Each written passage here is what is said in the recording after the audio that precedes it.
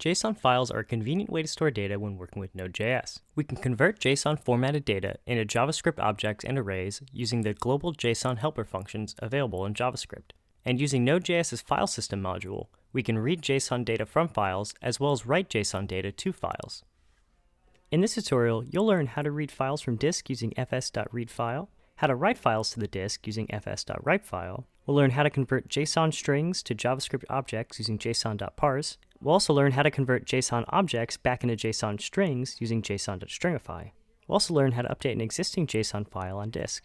Let's say that we have a JSON file called customer.json. It holds the name, order count, and address of a customer.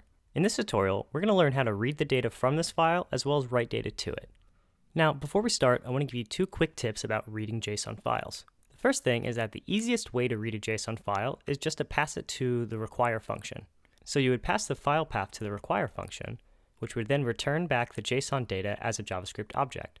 The first thing you need to understand about this method, though, is that it caches the result. Even if the file has changed since you last required it, you're always going to get back the same cached result from the first time you required it. This method's really useful when you're just loading configuration data, which isn't actually going to change as your program runs. But it's also important to note that it's going to load the data synchronously, which will block your program. The next way to load a JSON file is using the fs.readFile function. This is an asynchronous function which will always read the current state of the file. This function will return the string content of the file, which means that you need to parse the data into a JavaScript object, which we're going to show you how to do. If we want to get the address from the customer.json file, the simplest way to do it is to use the require function like we said before. Here we pass the path to the file to the require function, and it returns to us a parsed JavaScript object that represents the JSON object. Then we can access the address property on the return value just by accessing it with dot notation. Now if we execute this file in the console, we'll be able to see that it logs out the address. There it is, Infinity Loop Drive. Like I said before though, there's downsides to using require in order to read JSON. For one, this is a blocking way to read your JSON, so none of the other code is going to execute until that file has been read and parsed. Also, it's going to cache the file, so any further requires to that same file are just going to return the same data we already got the first time. So if the file updates at any point, we're never going to be able to get the new data. Although those are sometimes downsides, they can also be great benefits. Reading JSON this way is typically most appropriate when you're trying to run configuration data on startup of your application. The blocking is awesome because it prevents any of your other code executing until you've loaded the configuration data, which is good when you need that configuration data for the rest of the code that needs to run. The caching can be beneficial from this situation too, because it's much faster to just get the data from the cache than it is to actually read and parse the data from disk.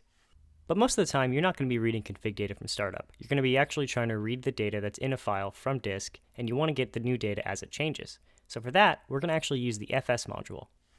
To read data using fs, we're going to use the fs.readFile function. The first step is to require the fs module. ReadFile takes 3 arguments. The first argument is going to be the file path for the file you're going to read. The second argument is the encoding for the file, which is usually going to be UTF-8.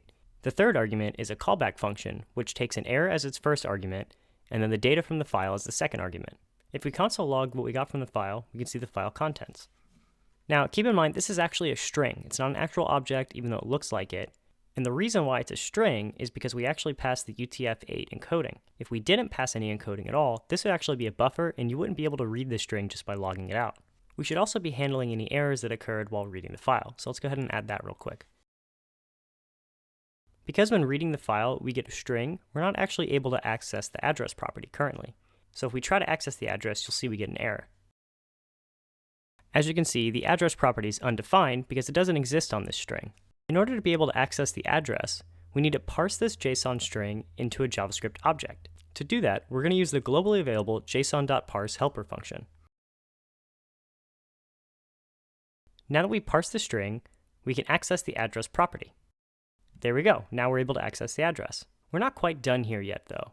One important thing to know is that json.parse is a synchronous function, and if it encounters an error, it'll throw an error, which when not caught can actually crash your program. So in order to make sure that we're catching the error properly, we need to wrap this json.parse call into a try catch. The try catch will catch any errors from parsing bad JSON.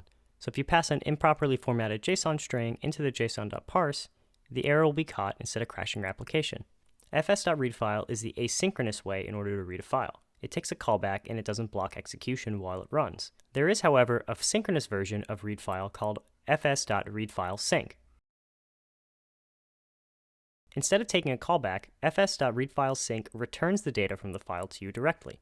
Because this is a synchronous operation which will throw if it encounters an error, you also need to make sure you wrap this in a try-catch block. Besides being a blocking function and needing to wrap the actual file reading in a try-catch block, using readfilesync to read a JSON file is pretty much the same. You also are going to need to parse the JSON data that's returned from the file. Readfilesync is a synchronous and blocking function, which can slow down your application. For this reason, when reading files, it's recommended you use the asynchronous readFile method. Now we can use this knowledge to create a helper function which will read a JSON file and parse it for us. With this helper function, we'll be able to pass a file path to a JSON file and a callback to handle the parsed JSON data. Now that you know how to read and parse JSON data using fs.readfile, writing JSON data to a file is pretty similar. One of the big differences, though, is that you need to stringify any data that you're going to be writing into the file. First, we'll delete this, and then we'll need to create an object that we want to write to a file. In order to stringify an object, we use the json.stringify global helper. It's basically the inverse of the json.parse helper. So here we've taken the new object and turned it into a JSON string by using stringify, and then we've logged it to the console just so you can see that it's now an actual string.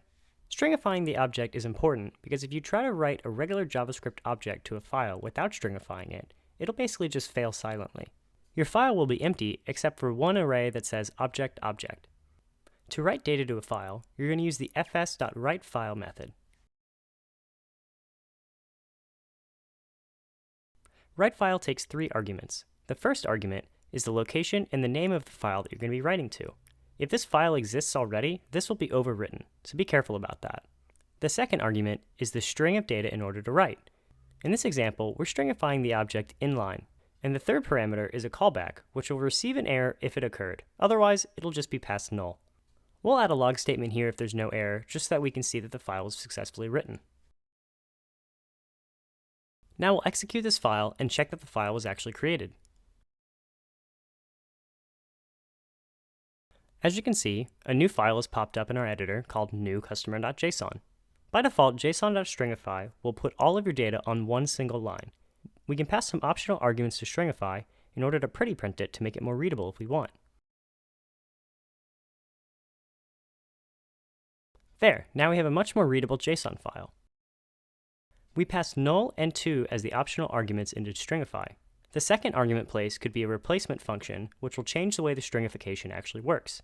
The third argument dictates how much white space to add into the string for readability. So in this case, we told it to use 2 spaces of white space. There's also a writeFilesync method, which works pretty much the same way except for it being synchronous and blocking. It doesn't take a callback and it doesn't return anything. If it encounters an error, it'll throw just like readFilesync does. We've learned how to read from and write to JSON files. Let's combine them in order to update a JSON file. To do this, we're going to first read the file, and then we're going to update some of the data, and then write that data back to the file. We're going to use our JSON reader utility function that we created to first read the file, and then we'll pass in a callback, which will alter the data we get from the file, and then write it back to the same file. So here's the code. You can see that we're passing in a callback, which is checking for the error that might be passed in from the JSON reader, and logging the error if it finds it.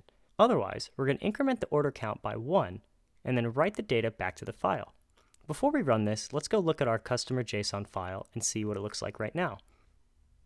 Right now we have an order count of 83, and if we run this file, we should see it get incremented to 84.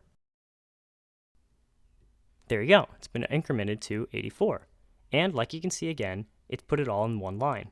We can go back if we want and change stringify in order to format it nicely. If we run the file again, we can come back and see that it's now 85. So in order to update the data in a JSON file, you need to first read it, parse the data, alter the data, and then write it back to the file. Now, I want you to know that JSON files are not the best place to be keeping data which changes. They can be really useful for small amounts of data and applications that really only have a couple of users, but for the most part, you should use a database to store and retrieve your data from.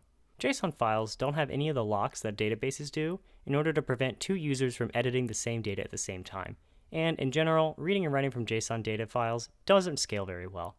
So to recap, in this tutorial, we read JSON data from files using fs.readFile, we wrote JSON data to files using fs.writefile, we learned about JSON global helpers like stringify and parse, which help you work with JSON data, and we also learned how to update a JSON file by reading the data first, parsing it, and then updating the data and writing it back to a file.